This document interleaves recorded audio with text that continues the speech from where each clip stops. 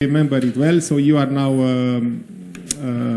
faculty member, probably at the Indian Institute of Information Technology. Yeah. So not to be confused with IIT, it's IIIT. So Indian Institute of Information Technology in Kovalam, no, in Kerala, near Kochi, in India. And I met you first time, I think it was in 2014 or so, or 13. Yeah. Believe it or not, we had an FWF project together. Austria, India, some sort of hazard made it happen, I think. And we did this project like for 3 years, and then we applied for some mobility. We had their projects together, so we are still in contact. And he is now a guest professor, a lecturer at the TU Munich. Michael Gernt gave him a guest lecturer, position here for the summer. So small world effect also here. Yeah, and the title is very hot. Yeah, Edge Intelligence and Protocols for IoT Applications. Mm-hmm. Please. So thank you. Half an hour, 45 minutes. Yeah. Okay, so thank you so much, Radu, for giving a lot of introduction about me. Yes, we had a collaborative project, Indo-Austrian projects, and currently we are also having, I'm having a project,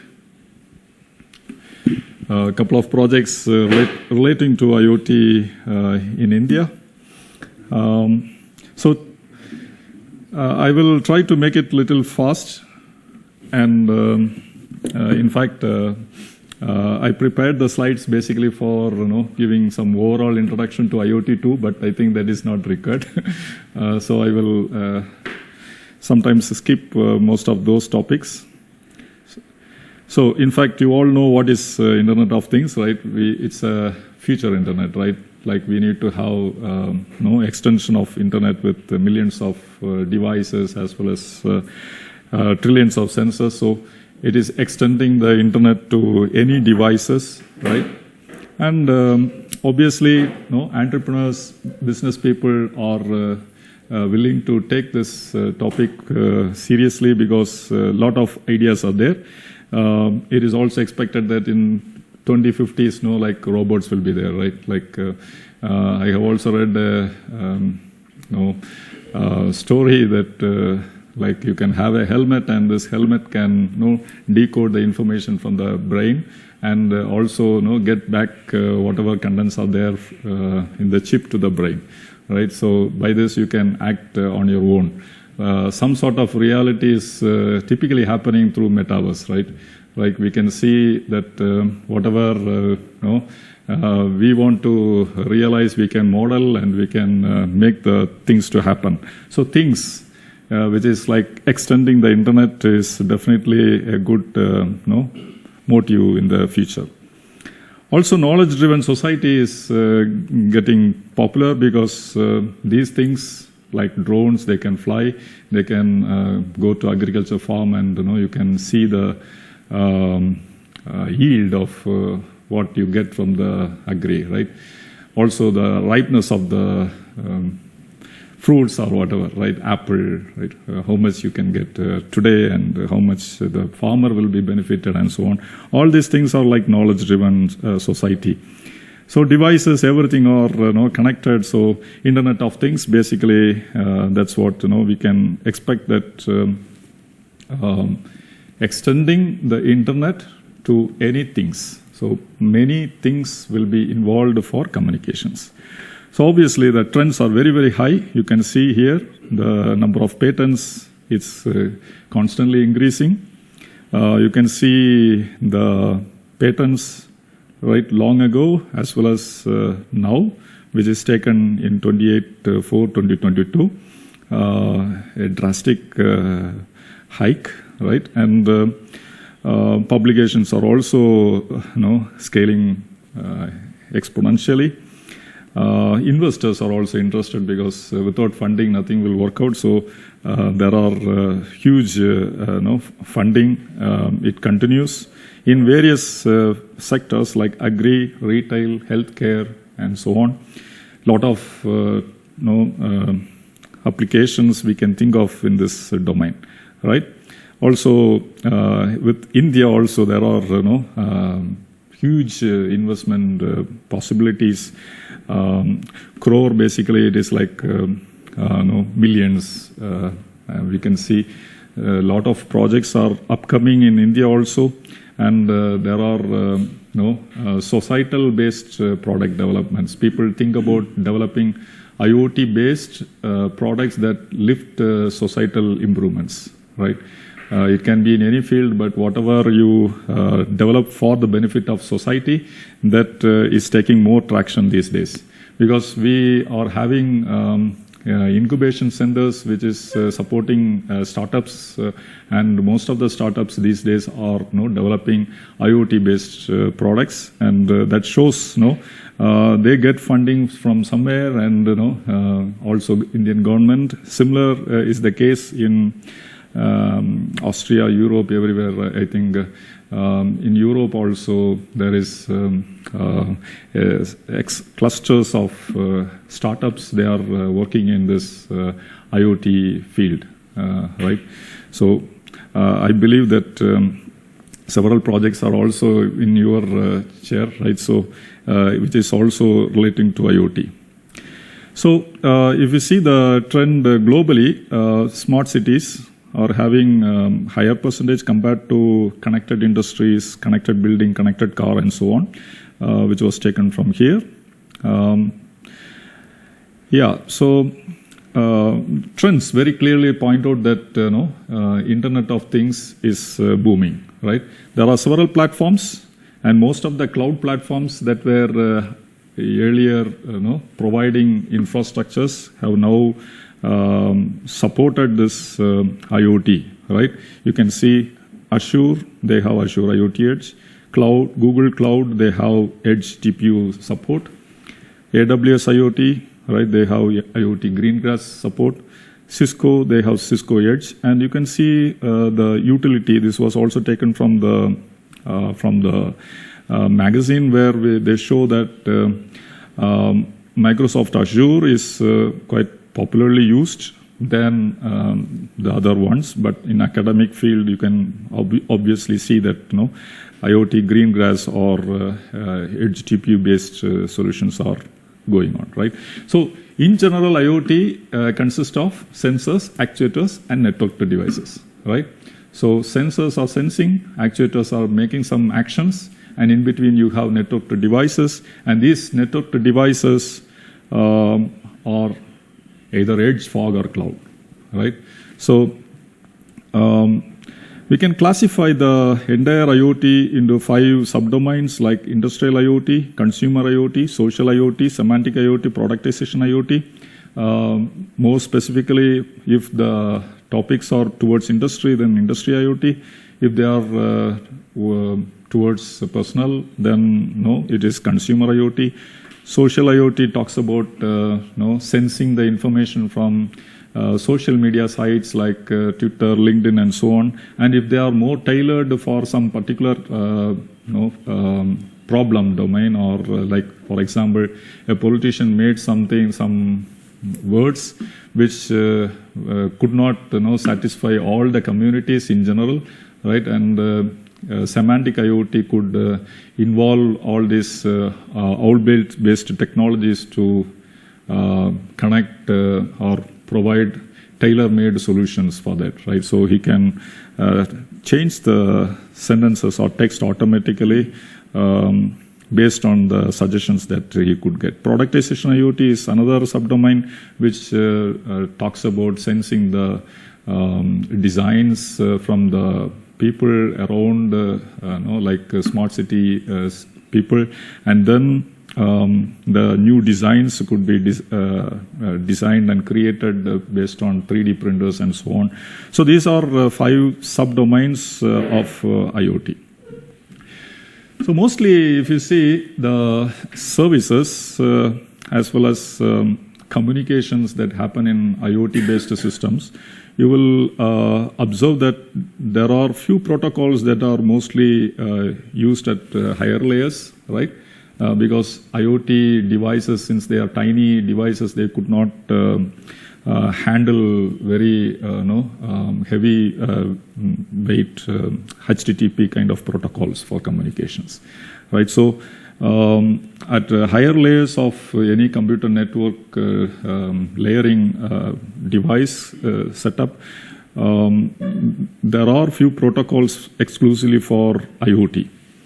MQTT, which is very popular, and this is very commonly used in AWS or many solutions, right?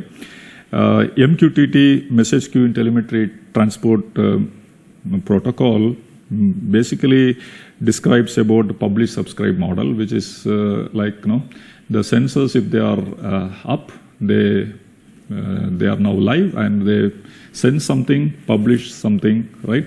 And the subscribers could be some devices like mobile devices or browser-based devices.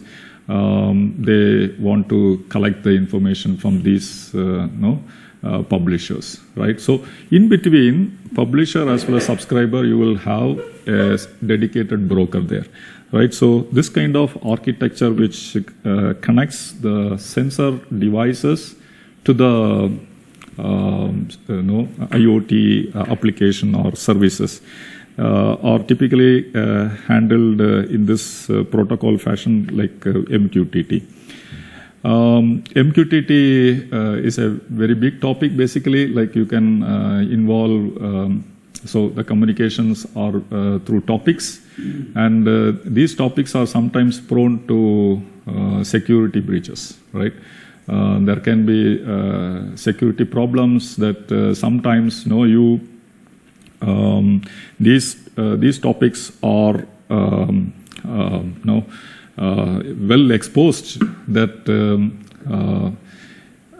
there are some example cases that they show that the topics are so vulnerable that it made some smart home doors to open automatically, right? So these kind of things could happen with the MQTT protocols, and therefore they brought this secure MQTT protocol with as like how HTTP and SHTTP were there, SMQTT protocol was designed. And then, but these two are publish-subscribe model. It is not a request-response model. CoAP was designed in a request-response model, but it is not exactly in the higher layer like application layer, but very lower part of application layer. So typically these CoAP protocols need additional protocols in some cases, or you can directly also use CoAP. In more practical cases, they go with HTTP on top of CoAP, which is not recommended for IoT-based devices. But if you have IoT-based device which is battery operated and it don't have sufficient power, then you can go with pure CoAP without HTTP on top of that. There is also Xmpp Protocol, which is extensible message processing protocol, purely like XML based. But this is comparatively very less utilized. Like XML, they make the communications and the services. So we are talking about services like how to send the message from one sensor node to some services, right? That are listening in cloud or edge or fog or whatever. You can also have, what happened? You can also have AMQP protocol. This AMQP protocol is Advanced Message Queuing Protocol. This is somewhat advanced to MQTT protocol. So AMQP protocol also uses a publish-subscribe model, but in the broker, I was mentioning that publisher typically like sensors, and subscribers are typically like your services, right, or your mobile application or web-based browser application which needs sensor data. So publishers and subscribers are connected through brokers, right? There is no direct connection in MQTT protocols.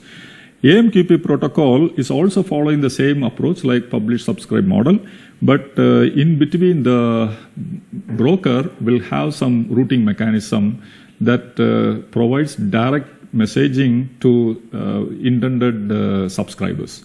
So the challenge with the MQTT protocol that it is just submitting it to a broker and the subscribers or just fetching from the MQTT brokers are more vulnerable. So to override that, this advanced message queuing protocol included this routing process in between, and that created better mileage there.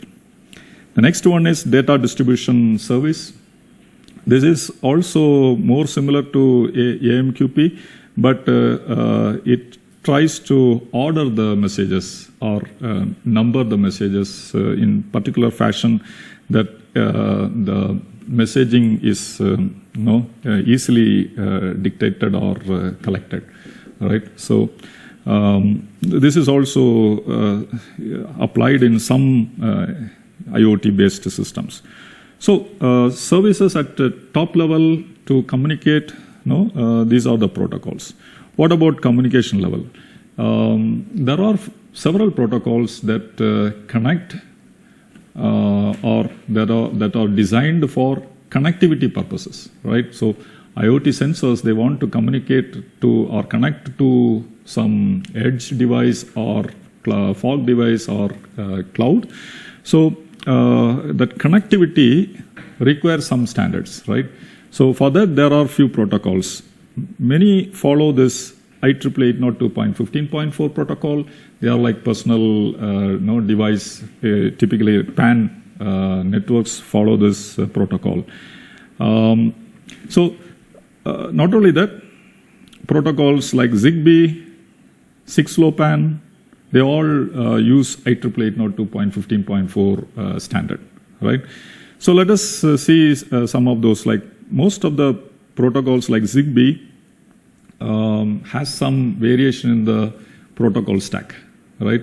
It is ZigBee protocol is a communication protocol that was designed basically to override the normal IP stack, right?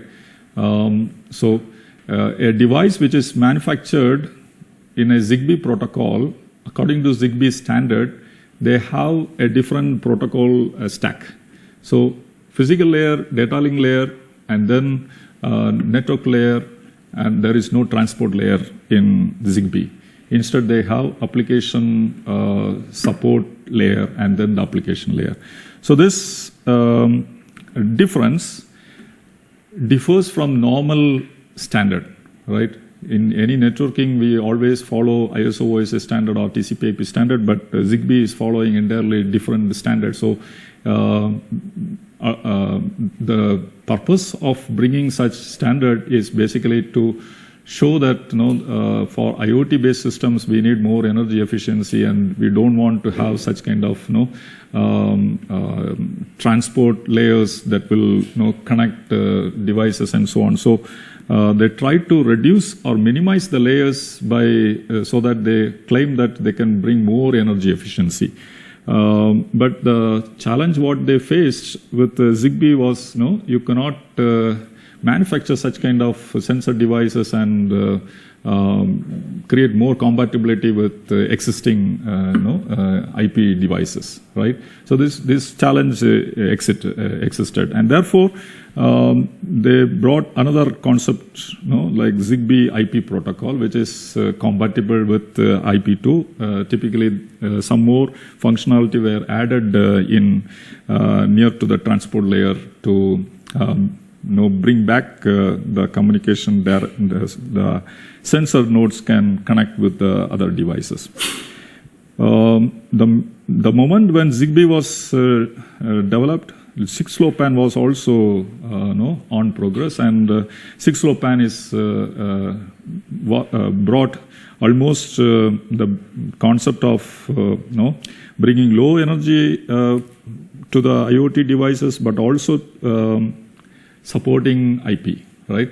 So they followed IPv6 protocol and IEEE 802.15.4 physical layer as well as data link layer protocols.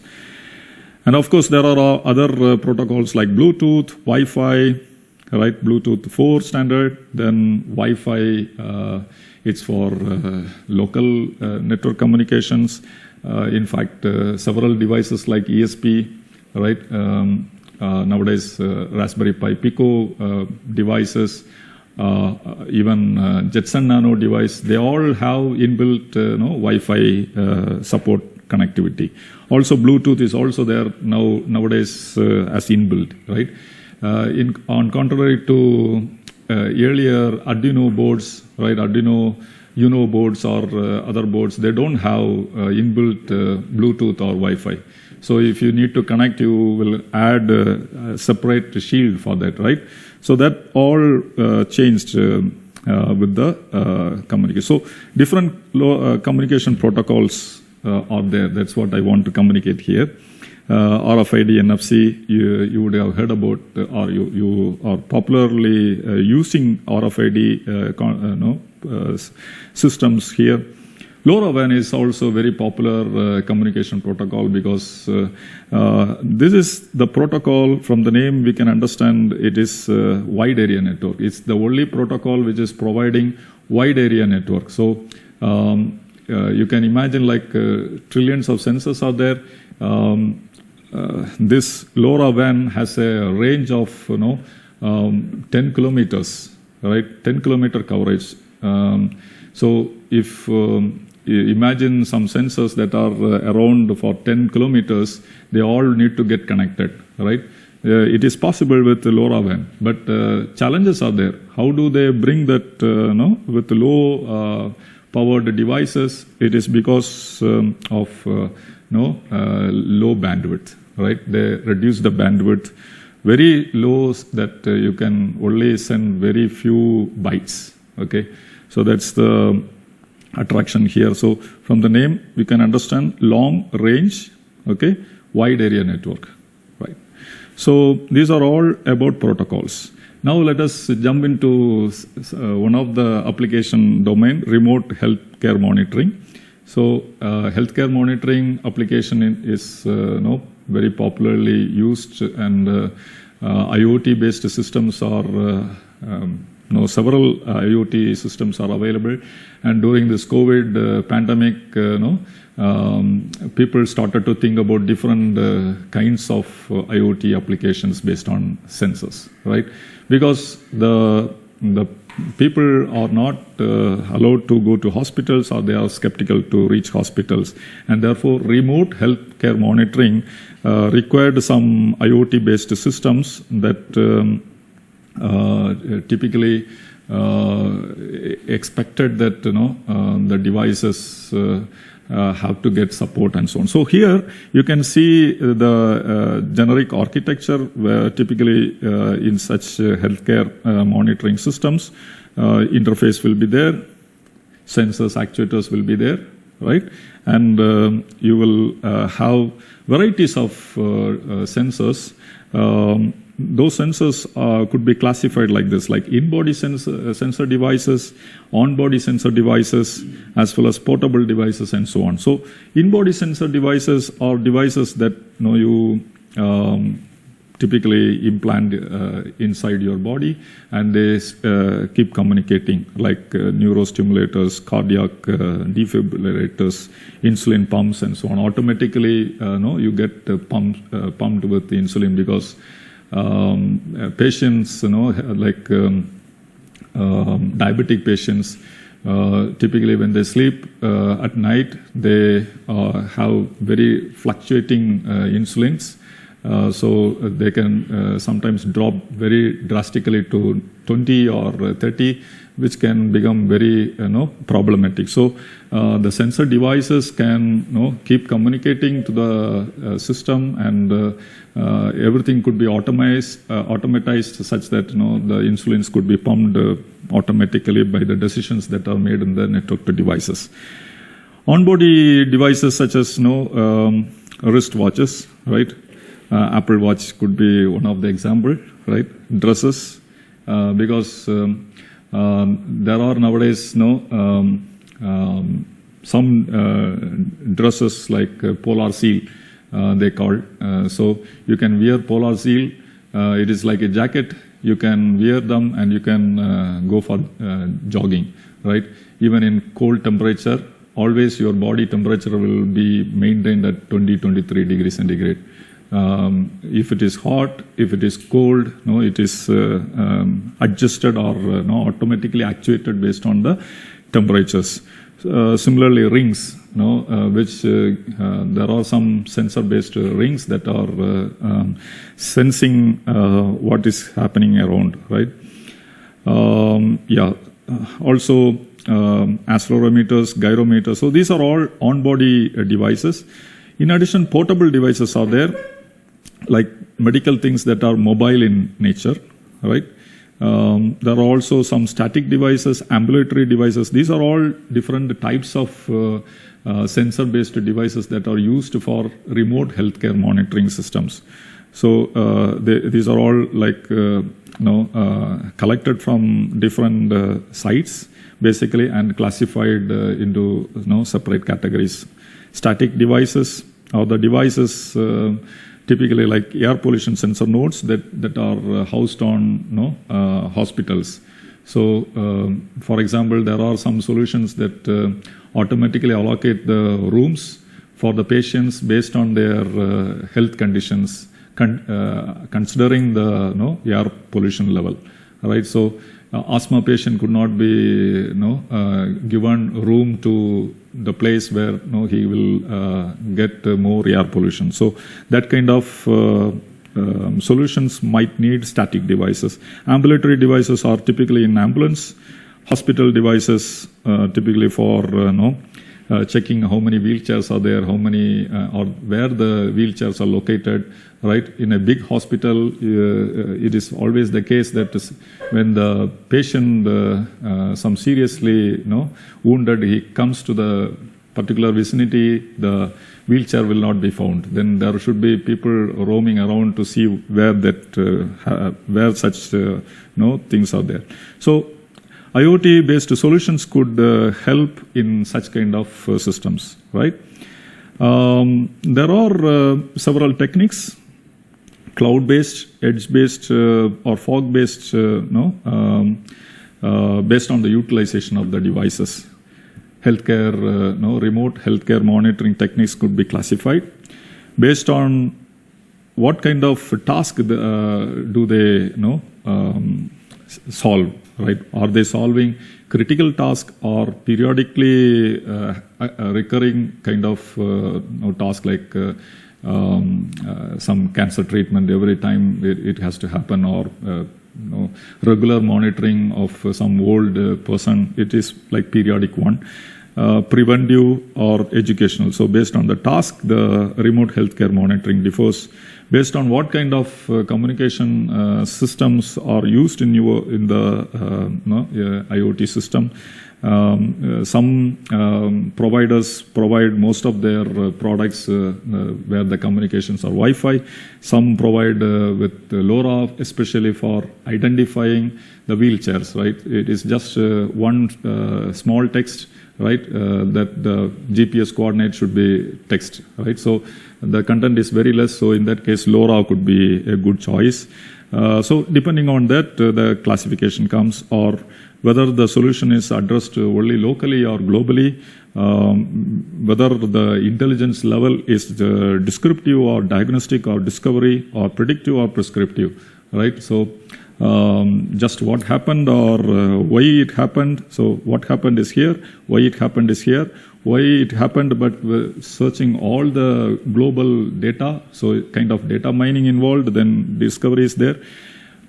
On seeing what the data and this could happen, then it is predictive.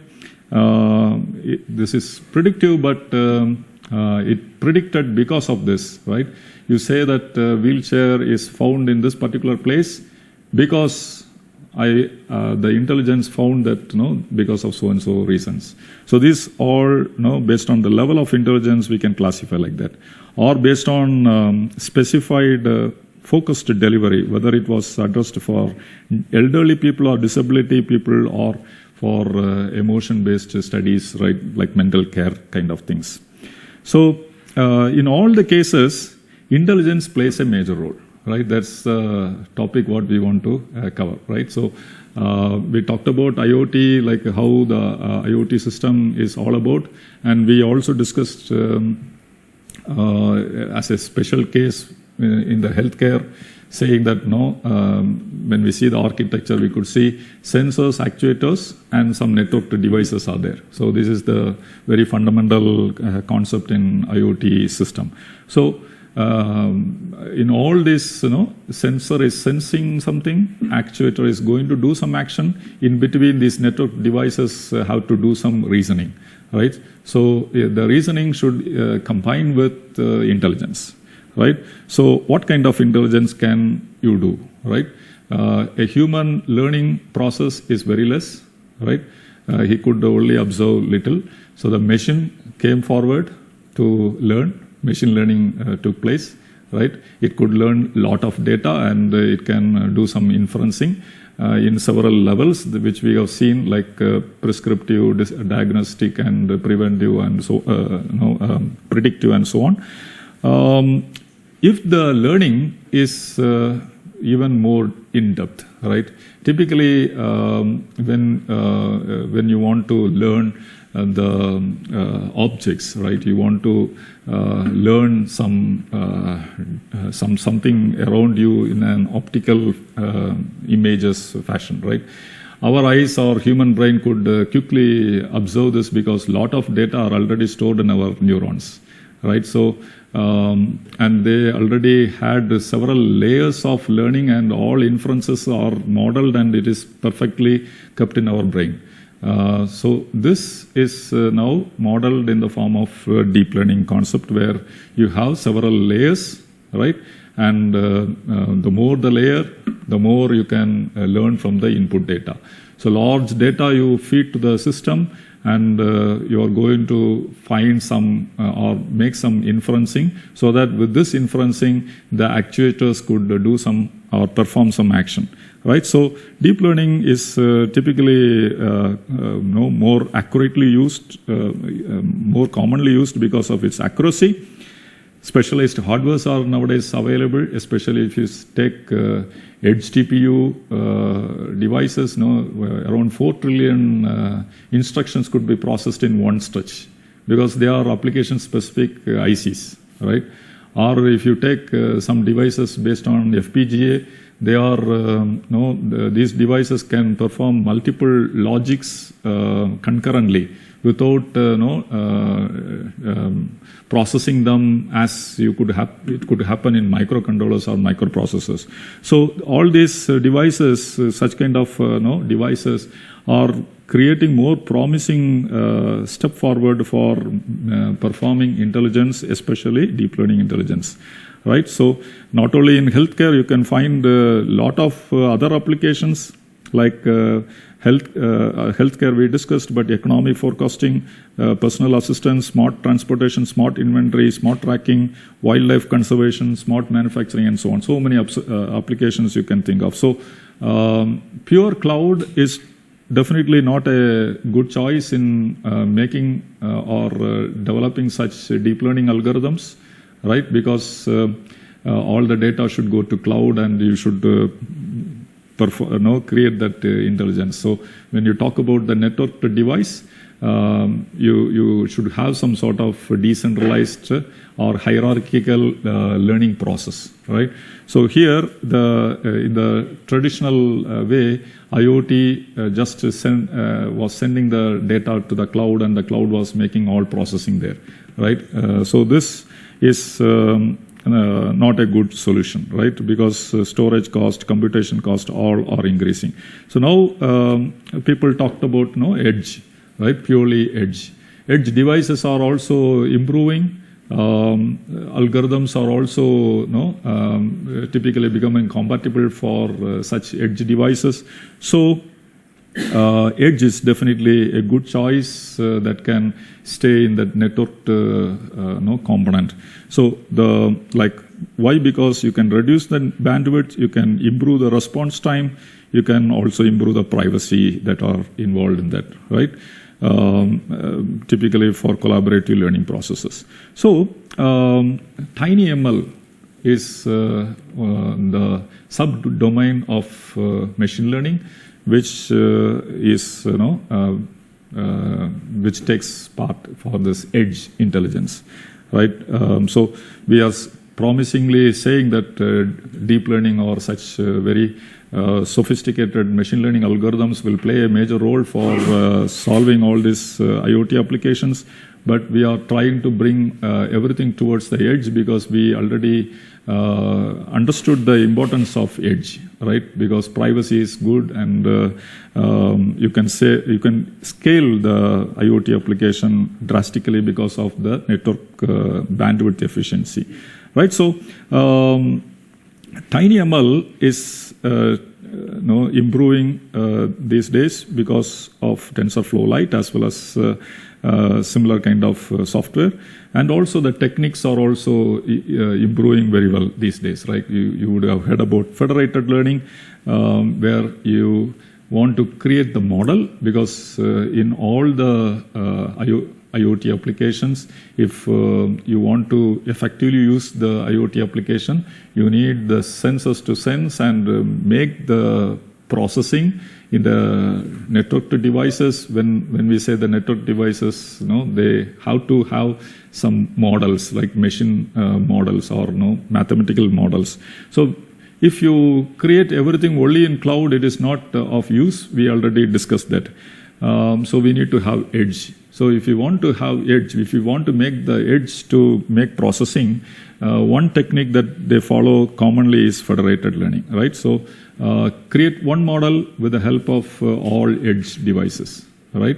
So cloud will also be the part, but you will make use of edge.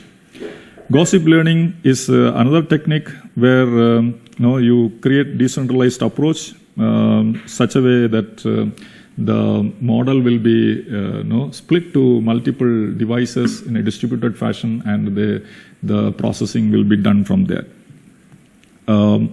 Transfer learning is another type where you can see type 1 as well as type 2. In type 1, you can see that one model will be created basically such that it will be created for one kind of data set, and it will be given to the edge device, right? So, for example, if you are creating it for classifying fruits, you give it to edge device, because edge device cannot create the model. It will take no more energy consumption, right? Because of the tiny device. So you create it for fruits, give it here, and then you can classify it for apple, right? So that so model is already created. You can give it here, and from you avoid creating the model from scratch. Type 2 is where it transfers models to mobile devices for quick learning with the local data sets. So it is not like you create a model for one data set and give it for some other data set, but you create a data set, create a model exclusively for some particular data set, and then just to transfer it to the local edge device, so that the edge device can process the learning from the local data sets. So I have described 3 different edge intelligence techniques. We can still improve them, improve the edge intelligence, right, by improving the performance. How can we improve the performance? There are few techniques. One is caching. Second one is compression, creating model compression. Third, edge offloading. Fourth, training inference acceleration. Fourth, service placements. And the fifth one is DNN splitting. So these are all popularly used by researchers these days. Caching is just create the model and cache those models nearer to the edge. For example, travelers in tourism place, right? They if hundreds of travelers are arriving in one place, they are going to use the same app, for example. Then it is always a common case that the model will always stay there, right? So I think I'm almost to the edge, right? 45 minutes, right? Okay, so the next one is model compression. You can compress the model and you can send the model here and there for training that with the help of edge nodes. Some of the examples are given here, like low rank approximation, knowledge distillation, layer reduction, and so on. These are some of the performance improvement techniques, right? So, TensorFlow Lite is one of the example. I just, I don't know if you have already used TensorFlow Lite or not. You have used. Okay, so so just tiny ML part, right? So you can also do it with some available tools like this one. I have just shown the snapshots here, right? So I think I can stop here. What do you say, or should I continue? I think we can stop and then we can maybe continue with some discussion. Yeah. Based on the right. So topic that you presented. Right.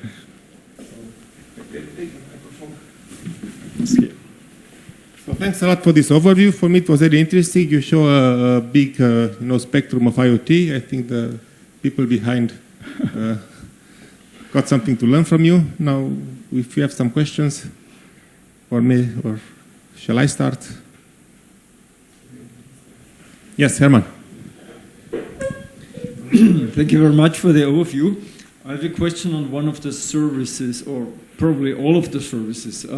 We have experience with DDS, Data Distribution Service, used within ROS, the Robot Operating System, as part of drone communication, communication in a drone swarm. I see. And our experience was that this is quite heavyweight. It's publish subscribe system, it's a lot of protocols involved there, a lot of layers involved there. Does this correspond to your experience, this heavyweight characteristic? And does this apply to the other services that you listed in your introduction? Yeah, okay. So I haven't worked with drones, but drones are really interesting. But in fact, the layering part, heavy lifting, heavy weights are already there in such things. But DDS, typically they only used for that ordering or sequencing of the messages, right? So for drones, definitely you may need that. I haven't experienced with drones, right? Yeah, but what's with the other services that you listed? Okay. Other service like MQTT is purely of different category, right? If it's for example, if your sensors are hidden from the services, right, or the subscribers, in such cases, this will be interesting aspect. Then, other than that, I don't think drones can use. What about HTTP? Did you try HTTP with drones? I don't know what happened. HTTP is definitely heavyweight. Yeah.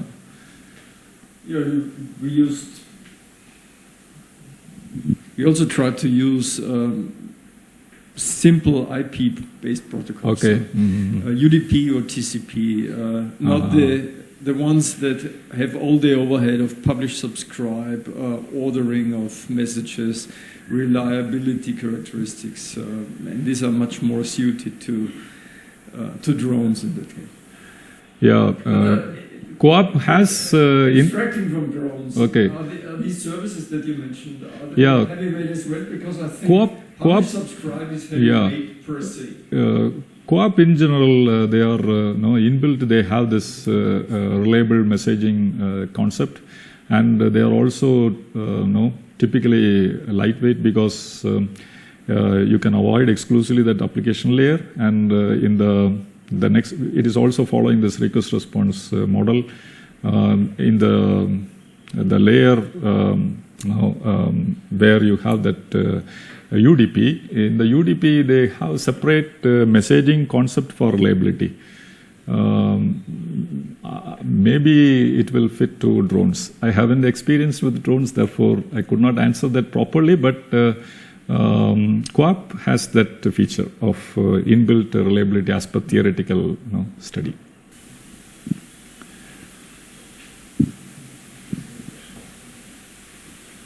Hello, Vladislav Kashansky. And my question is basically, what was the most successful system that you implemented using the IoT techniques, and how do you see the evolution of the combination of edge, cloud, in the form of computing continuum systems? How do you see the future and, for example, integration of already existing technologies? Yeah, so that is a very hot topic actually, that orchestration of workloads for different compute nodes combined with serverless concepts, right? So typically people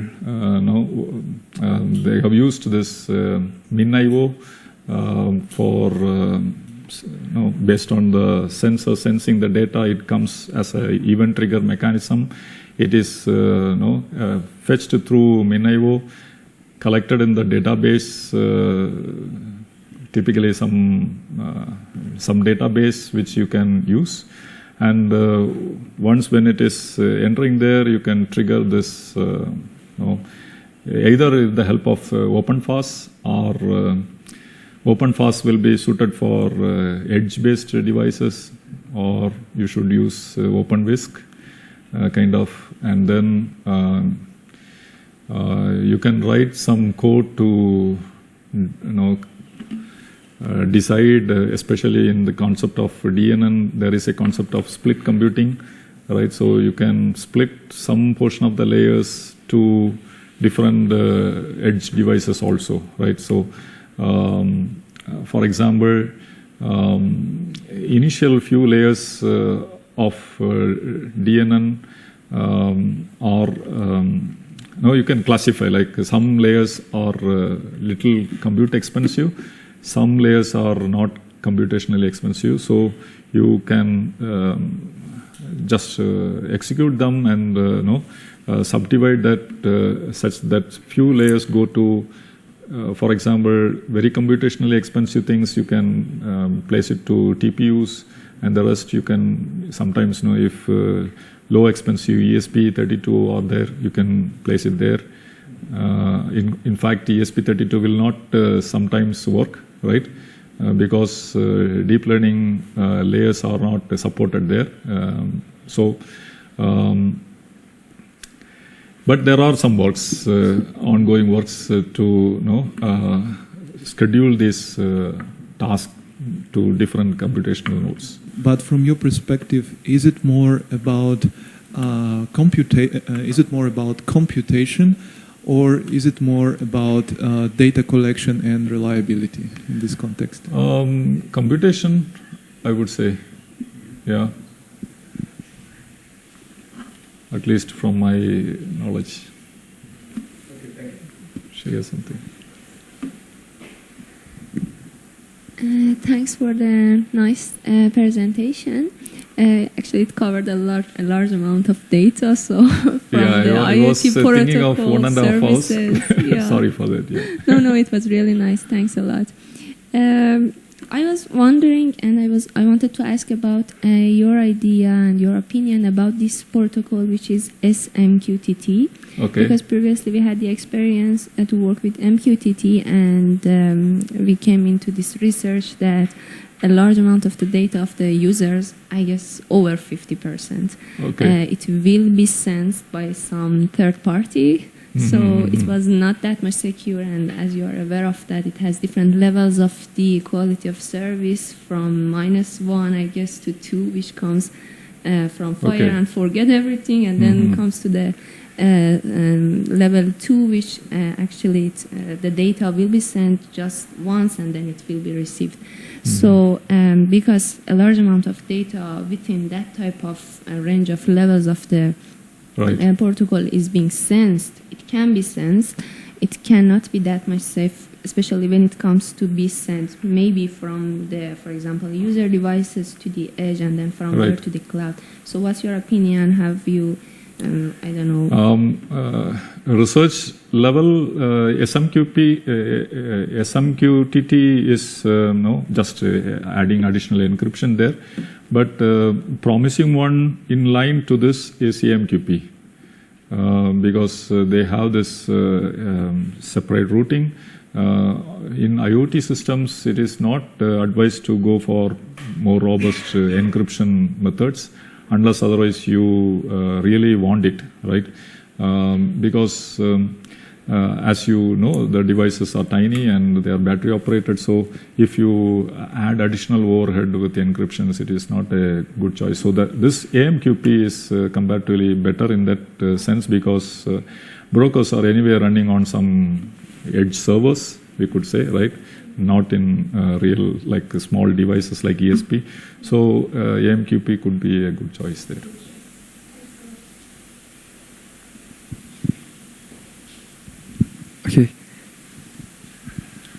Okay, thank you very much for your interesting presentation. Well, you mentioned about the federated learning as one of the ways of learning in the edge. But my question is that, for example, in federated learning, there is a global model. And maybe it is possible and it's better to put it in the cloud. You mentioned that you totally want to put everything in the edge, but in some cases, for example, to accelerate the learning, it's better to put it in the cloud. And I think it's in the form of an optimization model. In some cases, it is better, for example, to increase the cost and also increase the cost of using the cloud and increase the speed of learning. Is it possible to use cloud for building model? And do you have any research in this field? In fact, we override this concept of making everything in cloud, right? We don't want everything to be in cloud, right? So that's the reason, but we need learning, right? So that's the reason they brought the concept of federated learning. So the idea is basically, for example, you want to make some emotional analysis, right? So I have an app, IoT-based application in my mobile or some microcontroller or some device. It is capturing my video and making some emotional study, right? Whether I am happy, sad, or whatever, right? And this kind of model, if I want to create that modeling, it is not a good idea to send to cloud and make the analysis there, right? So that's the reason they brought it here. First of all, privacy, right? Because my video should not go to a third-party provider. Second reason is bandwidth, because the video streaming is very heavy. It can simply block the network bandwidth. So, but we need to learn and create a good model.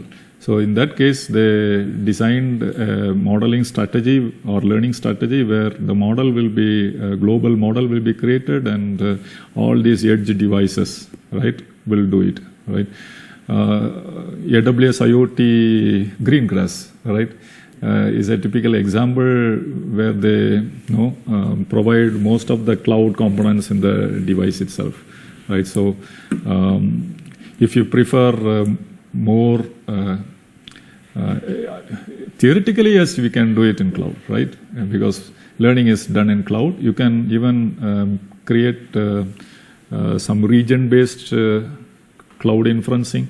Say, for example, what happened for the emotion model in particular region, right? So still cloud will be there, right? Cloud servers can be used. So say, for example, US-based cloud servers, China-based cloud servers, and so on and so on. Still it's in cloud, but it is not really on edge. Still you create federated learning there. Right? So theoretically it's possible. The concept of bringing federated learning is like this.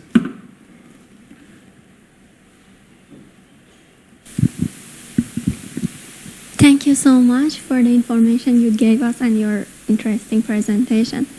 I have a question about the part you were explaining about the protocols. You mentioned some of them are using, they are based on IP and some of them are not. For example, CoAP and LoRaWAN. CoAP is based on IP and RESTful base, but for example, LoRaWAN it's not. I would like to know... Zigbee is not. And LoRaWAN also, it doesn't support IP, I think. LoRaWAN should support if you can combine. Yeah, my question is exactly about how these can combine. I was working on that, but the part that I was working, I was trying to compress the header, and in that case, I needed to have a map at the sender and a map at the receiver. So they had to pair this map before. Okay. Then it was possible to know about the IP. Yeah. But I would like to know your idea about other approach. Yeah, I got the question. Actually, for all these sensors to typically communicate with internet of real internet networks, gateways are there, right? So even if you take LoRa, you have a gateway, right? And this particular gateway is reachable for 10 kilometers, theoretically, right?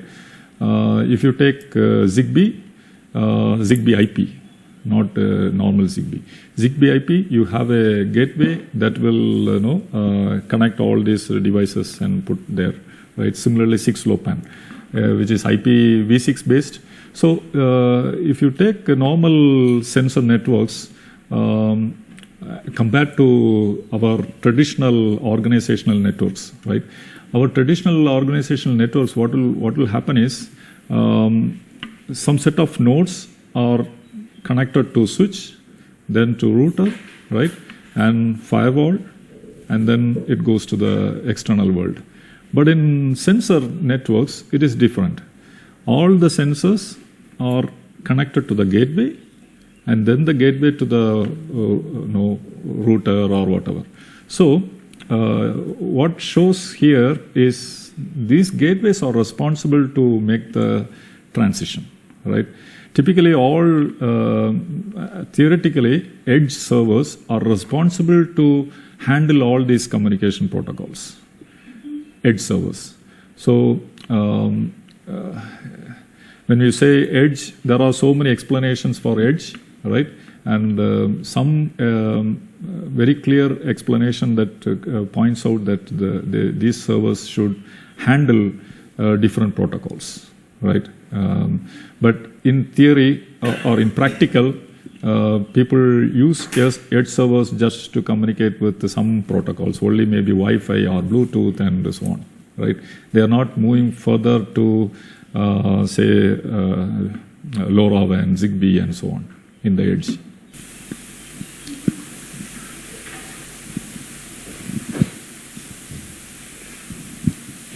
First of all, thank you for your interesting talk. And my question is also about the federated learning. Okay. I want to know that how distributed devices make decision, and is there any consensus between these devices to take decisions? Because you said that they learn these distributed devices, and if yes, isn't what is the overhead of this distribution? Yeah, and because they should transfer a lot of messages among themselves, and yeah, that's a research problem, right? So it's still under discussion, or people are working on that because handling large data is one problem, and second problem is once when you create the model, right?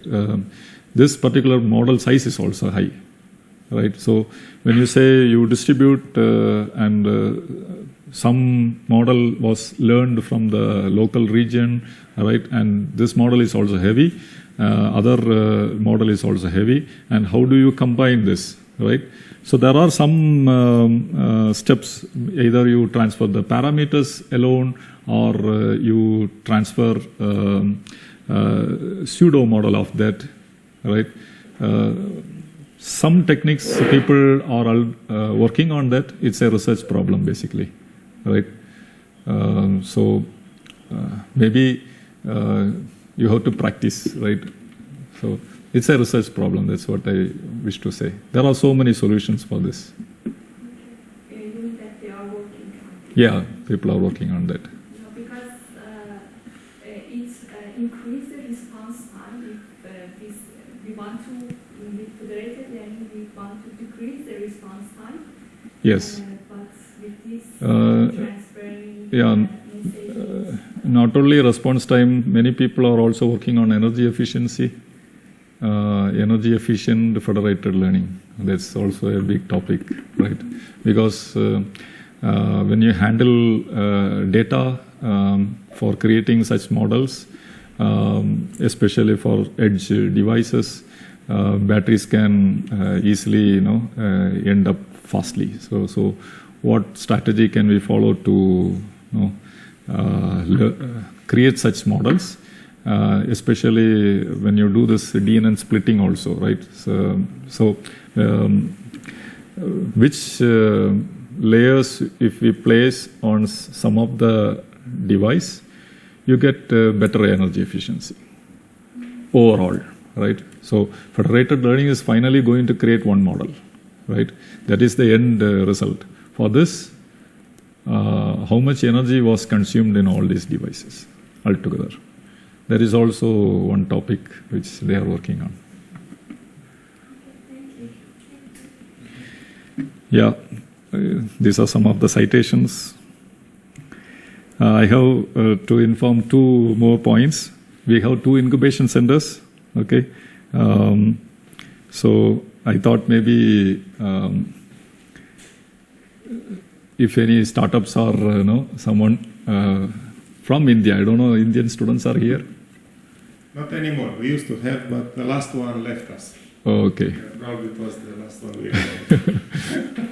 No more Indian students. Okay. So I was expecting maybe if Indian students are there and they want to return back, in India, and they want to start a company in India, maybe these incubation centers, which currently I am running, so maybe it will be useful for them. So we can even fund them and so on. So that may be of interest for them. So you come to Austria to look for Indians. But it's opposite. You send us some talented Indian students. Always, we are ready to send, yeah. Okay. Okay. Thank you very much. Thank you very much, Shajulin. And yeah, let's have some Thanks discussion. for your invitation, and thanks for your patient listening.